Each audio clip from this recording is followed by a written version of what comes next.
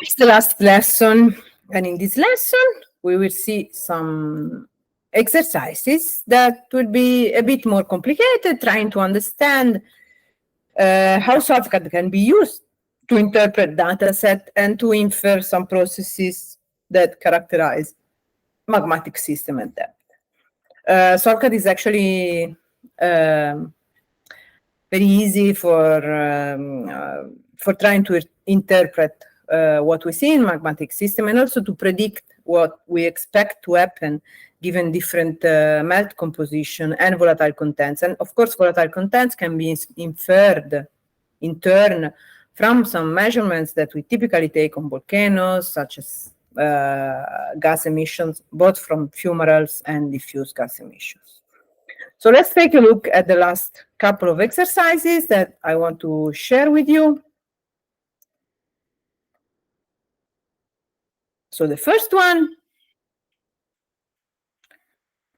is about melt inclusions, right? So the analysis, let me share my screen.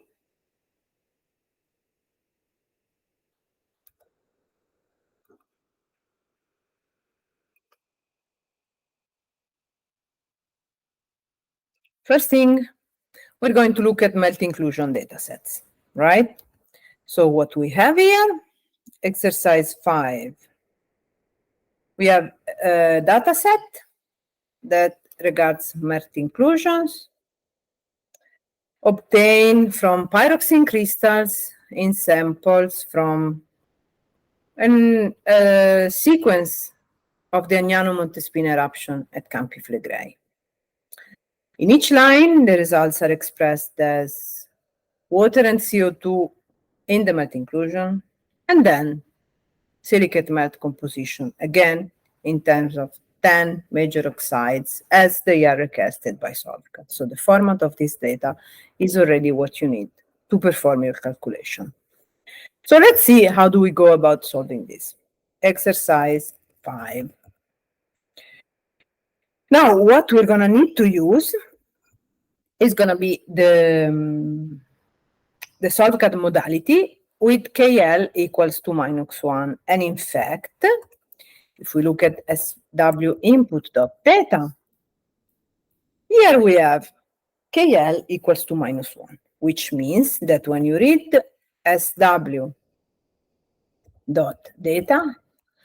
you, SolveCAD, need to interpret the first number is not even ready. It's just that you cannot leave it blank. Second number is temperature, which is given in the exercise. For all inclusions, equilibrium conditions, and entrapment temperature equal to 1210 K. Analyze the range of entrapment pressures and coexisting gas phase compositions. Okay, so KL equals to -1. Here's all the data copied in the SW.data. And this is water and this is CO2. And SolveCAD is going to be interpreting this data of water and these numbers related to water and CO2 amounts as dissolved amounts in the melt. So not as total amounts as we had seen earlier, but this is just dissolved amount that SolveCAD is going to be calculating how the gas phase is made, which means what is its compositions in terms of how much water and how much carbon dioxide in the gas phase. And then SolveCAD will be calculating the equilibrium entrapment pressure of these melting inclusions. Okay, so let's open the shell and run SolveCAD. Here we go. This is the results for our calculation. Let's now open new plot, which is here. And let me go back to the right directory and plot this data. Okay, what is it that we want to plot? We want to understand the entrapment pressures of these melt inclusions and the coexisting gas phase composition. So pressures are going to be saved in the first column of SolveCAD.out, and it's these numbers here in megapascal. While the composition of the gas phase is these numbers here. this is the CO2 mole fraction, and or one is the weight fraction and one is the mole fraction of CO2 in the gas phase. So we want to plot gas phase composition as a function of pressure. So let's first set the labels. X will be pressure and Y will be gas phase composition. Sorry, we will put gas phase composition on the x-axis because it's easier to then see pressure on the y-axis and interpret it as depths. So we will try to see if this melt inclusion somehow cluster in different specific depth. And so let's see, how do we do that? We plot solvcut.out using 8, which is CO2 weight fraction in the fluid, and 1 on the y-axis, which is pressure. And this is what we obtain here. You see those crosses are all of our data sets. You see there's a wide range of pressures, of equilibrium pressures, from 550 megapascal to 200 roughly. So now this, of course, depends on the rock density. So here, higher depths are on top, and this is shallower depths just because the axis increases going upwards. And you can see there's a wide range of pressures. All of these fluid phases are very rich in CO2, which is actually very common in volcanic system because CO2 plays a very important role for what concerns the gas phase. And we have some clustering. You see here at 300 megapascals, we have a bunch of inclusion. We have another small clustering here at 400.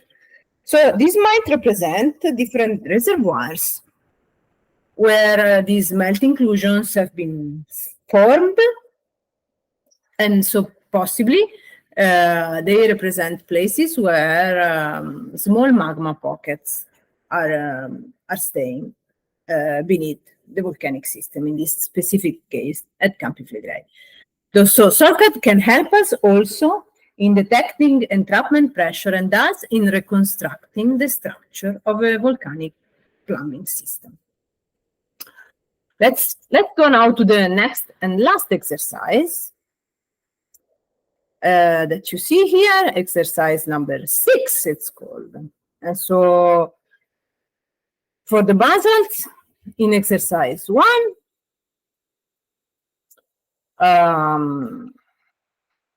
determine the depth of first generation of gas bubbles and the gas volume fraction and gas composition of them if the magma was residing at 4 kilometers depth, assuming a given constant rock density under the following condition.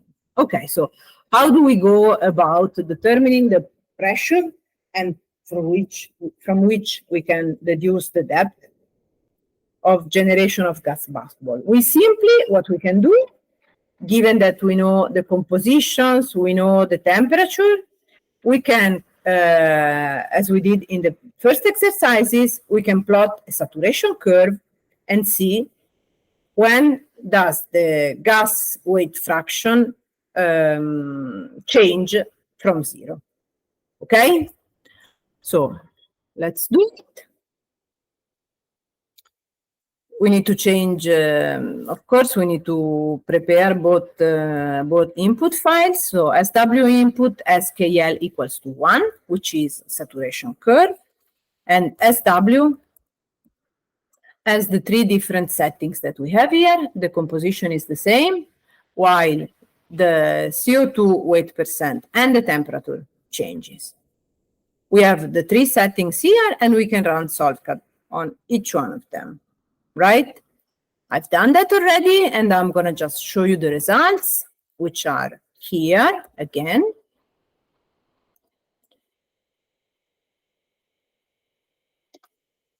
So that you see all the saturation curves that I've been calculating with SolveCAD. What you see here is that First gas bubbles appear earlier if the CO2 content is higher. Specifically, you see that if there's not CO2, first gas appears at 150 megapascals. If there is a slight amount of CO2, the depth of gas bubble generation doubles and it becomes. Now, the exercise also asked us gas volume fraction and gas composition if the magma was residing at 4 kilometers depth. Now, if the pressure is 2,500 kilograms per meter square, 4 kilometers are 100 megapascals. So what can we do? We can open SolveCAD. No CO2, for example, for the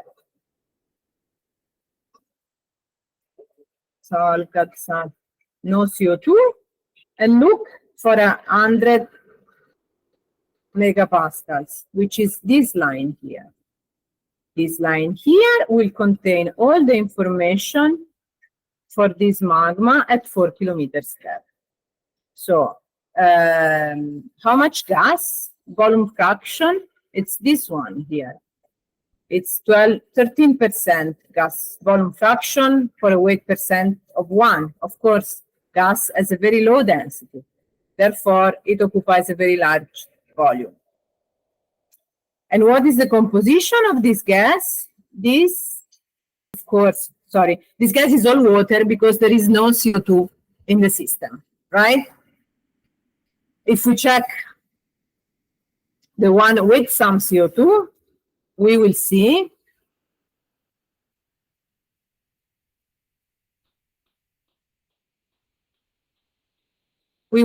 that at 100 megapascal, here we go, here's the line. Okay, so 15% gas volume fraction, so a bit more. And the gas phase composition is 3 volume percent, 7 weight percent of CO2, because there's a lot of water that has been dissolving. Let's see if temperature changes something. Here's the line. And you see that nothing much changes.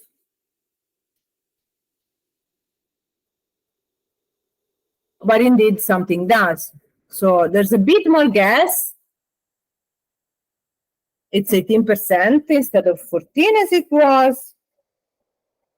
And there's and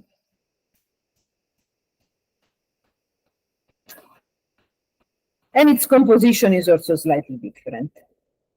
So temperature does indeed play a role.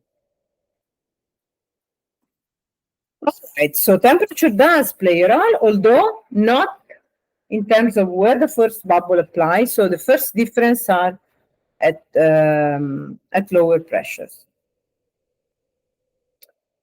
Okay, this is all from me. I hope you have enjoyed the lessons, have learned something useful for you in your research, and thanks for bearing with me. Cheers!